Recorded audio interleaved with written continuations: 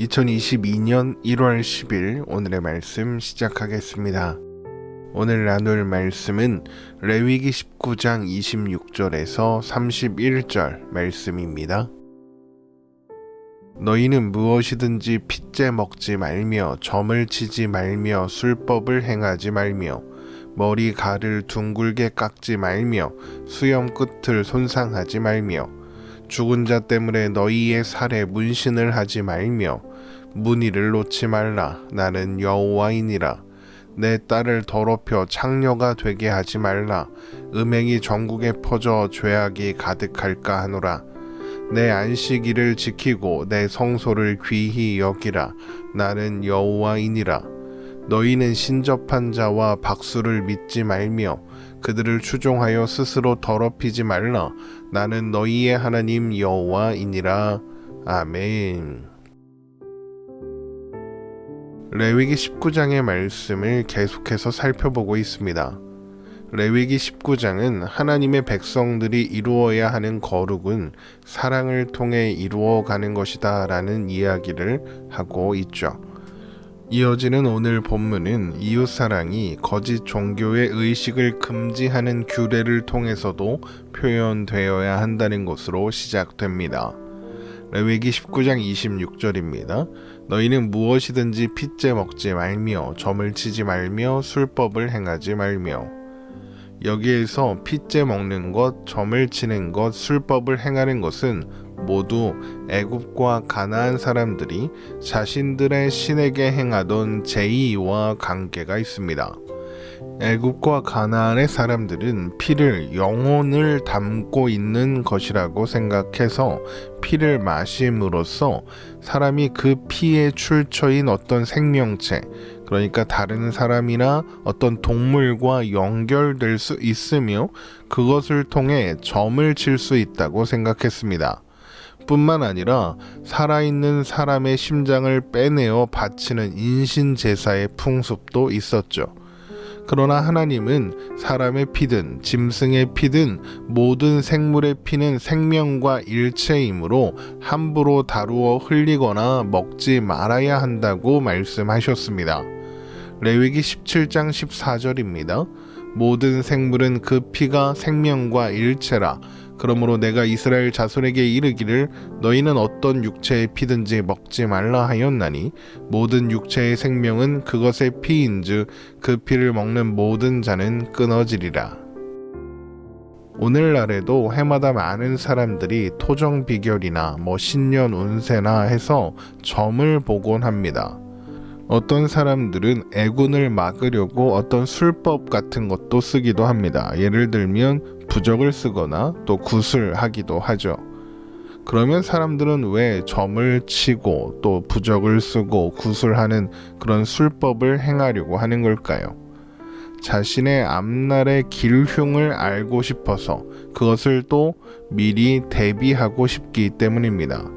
나쁜 일은 미리 대비하고 좋은 일이 있을 것 같으면 크게 투자해서 어떤 일을 해서 큰 이익을 얻고 싶어서 그러죠. 사람들은 왜 그런 일들을 할까요? 두렵기 때문입니다. 한 치 앞도 모르는 인생을 책임지고 살아야 한다는 두려움이 그들을 미래가 궁금하게, 자신의 앞날이 궁금하게 만든 것입니다. 그래서 사람들은 자신의 미래를 알 수만 있다면 다른 존재의 생명도 기꺼이 희생시킬 수 있는 것이죠. 그러나 하나님은 자신의 운명을 점치기 위해 다른 생명을 희생시켜서는 안 된다. 이렇게 말씀하시는 겁니다. 왜 그럴까요? 하나님의 백성들의 운명은 하나님께 붙잡혀 있기 때문입니다. 그래서 하나님의 백성들은 자신의 운명을 점칠 필요가 없습니다. 왜죠? 하나님께서 눈동자와 같이 지키시고 보호하고 계시니까요. 하나님께서 필요한 모든 것을 친히 공급해 주실 거니까요. 하나님의 백성들은 그저 그것을 믿으면 됩니다. 하나님이 선하고 신실하신 아버지라는 것을 믿으면 된다는 겁니다. 하나님의 자녀된 자들도 자신의 미래는 모릅니다. 그러나 그거 몰라도 되는 겁니다. 왜 그렇습니까? 선한 목자 되시는, 신실한 우리의 아버지 되시는 하나님께서 우리를 안전하게 인도하실 테니까요. 그래서 하나님의 자녀된 자들은 사망의 음침한 골짜기를 가게 되고 또 원수의 목전에 서게 돼도 두려워하지 않을 수 있는 겁니다. 유명한 시편 23편 말씀에 바로 그 이야기가 담겨 있죠. 시편 23편 1절에서 6절 말씀입니다. 여호와는 나의 목자시니 내게 부족함이 없으리로다. 그가 나를 푸른 풀밭에 누이시며 쉴만한 물가로 인도하시는도다. 내 영혼을 소생시키시고 자기 이름을 위하여 의의 길로 인도하시는도다. 내가 사망의 음침한 골짜기로 다닐지라도 해를 두려워하지 않을 것은 주께서 나와 함께 하심이라. 주의 지팡이와 막대기가 나를 안위하시나이다. 주께서 내 원수의 목전에서 내게 상을 차려주시고 기름을 내 머리에 부으셨으니 내 잔이 넘치나이다. 내 평생의 선하심과 인자하심이 반드시 나를 따르리니 내가 여호와의 집에 영원히 살리로다. 하나님께서 나의 목자 되신다는 것, 하나님이 나의 아버지시라는 것, 그것만으로 우리에게는 부족함이 없는 겁니다. 우리는 그것만으로 충분히 괜찮은 거죠.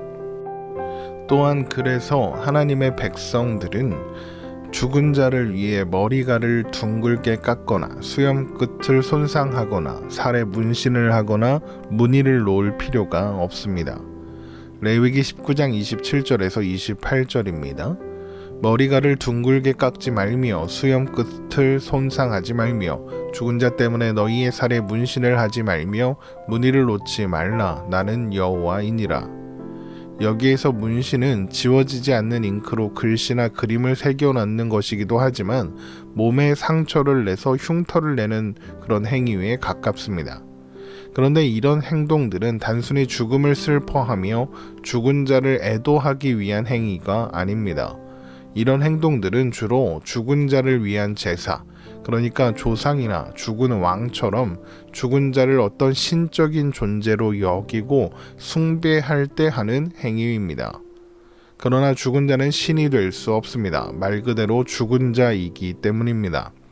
생사에 대한 모든 주권은 오직 하나님께만 있고 죽은 자가 살아서 아무리 대단한 존재였다 하더라도 그의 생명과 죽음에 대한 권세도 오직 하나님께만 있습니다. 그러므로 죽은 자는 살아있는 자들의 세계에 아무런 영향을 미칠 수 없죠. 그리고 이 개념을 확장하면 모든 이방신, 그러니까 모든 우상은 죽은 자들로 아무것도 아닙니다.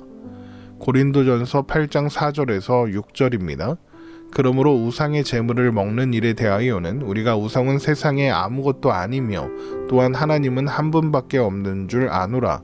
비록 하늘에나 땅에나 신이라 불리는 자가 있어 많은 신과 많은 주가 있으나 그러나 우리에게는 한 하나님 곧 아버지가 계시니 만물이 그에게서 났고 우리도 그를 위하여 있고 또 한 주 예수 그리스도께서 계시니 만물이 그로 말미암고 우리도 그로 말미암아 있느니라. 그래서 우상은 아무것도 아닙니다. 하나님만이 실존하시는 분이시죠. 그리고 우리는 실존하시는 하나님의 백성, 하나님의 자녀들입니다. 그러므로 우리는 죽은 자는 물론이고 그 어떤 다른 신도 두려워할 필요가 없는 것입니다. 이어지는 말씀도 마찬가지의 맥락에 있습니다. 레위기 19장 29절입니다. 내 딸을 더럽혀 창녀가 되게 하지 말라. 음행이 전국에 퍼져 죄악이 가득할까 하노라. 딸을 창녀로 만드는 상황은 종교적 이유 때문일 겁니다. 애굽과 가나안 지역의 사람들은 신전에서 일하는 여사제들과 난잡한 성관계를 하는 것이 그들의 신을 기쁘게 하여 신으로부터 복을 받을 수 있는 방법이라고 생각했습니다. 그러니까 딸을 창녀가 되게 한다는 것은 딸을 이방신의 여사제가 되게 하여 음란하게 우상을 섬기도록 한다는 것을 의미하는 것이죠. 그러나 하나님의 백성들은 그런 일을 할 필요도 그럴 이유도 없는 겁니다. 왜 그렇습니까? 우상은 아무것도 아니고 오직 하나님만이 실존하시는 분이시기 때문입니다. 그리고 그분이 그분의 백성들의 하나님이시며 아버지이시기 때문입니다. 물론 경제적인 이득을 위해 딸을 창녀로 만드는 화인맞은 양심의 부모도 있을 수 있습니다. 그러나 그런 경우도 마찬가지로 자기 백성들에게 필요한 모든 것을 공급해 주시는 하나님을 신뢰하지 못하는, 그러니까 우상을 섬기는 것이나 마찬가지의 행동이다라고 할 수 있겠습니다. 하나님의 백성들은 다만 하나님만을 신뢰하고 하나님만 섬기면 됩니다. 레위기 19장 30절입니다. 내 안식일을 지키고 내 성소를 귀히 여기라. 나는 여호와이니라. 안식일을 지키고 성소를 귀히 여겨야 하는 이유는 하나님이 여호와이시기 때문입니다. 나는 여호와 너희의 하나님이라는 표현이 무엇을 의미한다고 했습니까? 하나님의 은혜와 사랑, 그러니까 하나님의 아버지 되심을 드러내는 표현이라고 했습니다. 안식일과 성소는 하나님께서 자기 백성들에게 주신 은혜와 사랑의 표현이죠. 안식일은 하나님께서 천지를 창조하셨다는 것과 이스라엘 백성들을 애굽에서 구원하신 것을 기억하고 기념하게 하시기 위해서 지키도록 하신 겁니다. 그래서 안식일에는 하나님께서 이스라엘 백성들을 자기 백성으로 삼으셨다. 하나님의 통치와 보호 안에 두시고 이제 눈동자와 같이 보살피신다라는 의미가 담겨 있습니다. 그래서 하나님의 백성들은 하나님 안에서만 참된 안식과 평안을 누릴 수 있는 것이죠. 성소도 마찬가지입니다. 우리가 성소에 대해서 살펴볼 때 무엇이라고 했습니까? 성소는 하나님께서 직접 여신 하나님의 백성들이 하나님께로 나아오는 길이고 방법이라고 했습니다. 그 어떤 사람도 스스로의 자격과 조건으로 하나님 앞에 나아갈 수 없습니다. 모두가 죄인이기 때문이죠. 그 어떤 사람도 하나님 앞에 나아갈 방법을 제시할 수 없습니다.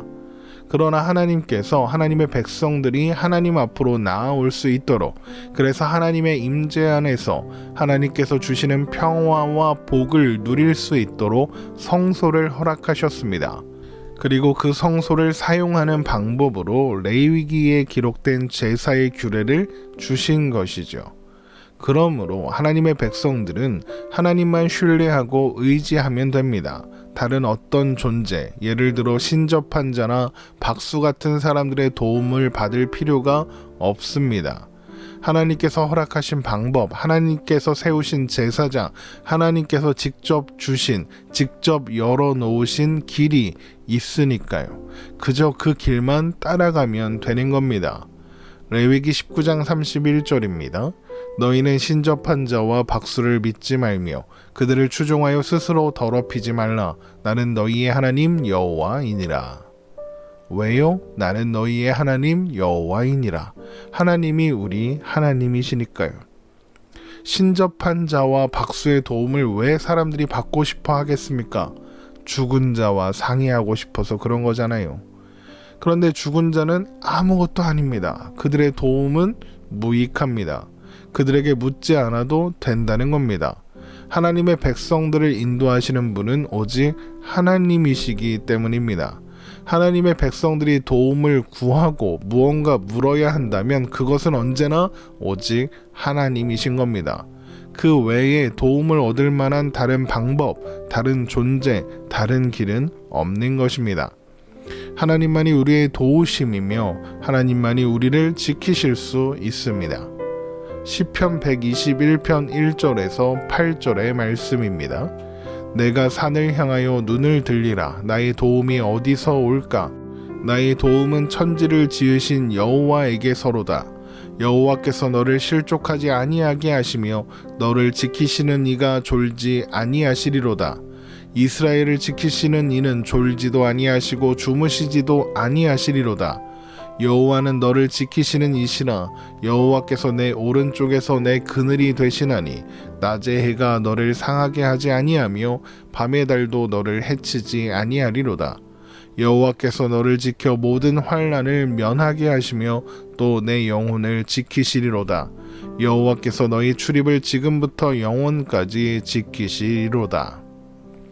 우리의 모든 날, 모든 순간을 영원까지 지키실 하나님을 우리는 바라보며 또한 신뢰하며 오늘을 두려움이 아니라 평안으로, 슬픔이 아니라 기쁨으로 살아가면 되는 것입니다. 오늘 말씀 마치겠습니다. 오늘도 복된 하루 되시기를 주님의 이름으로 축원합니다.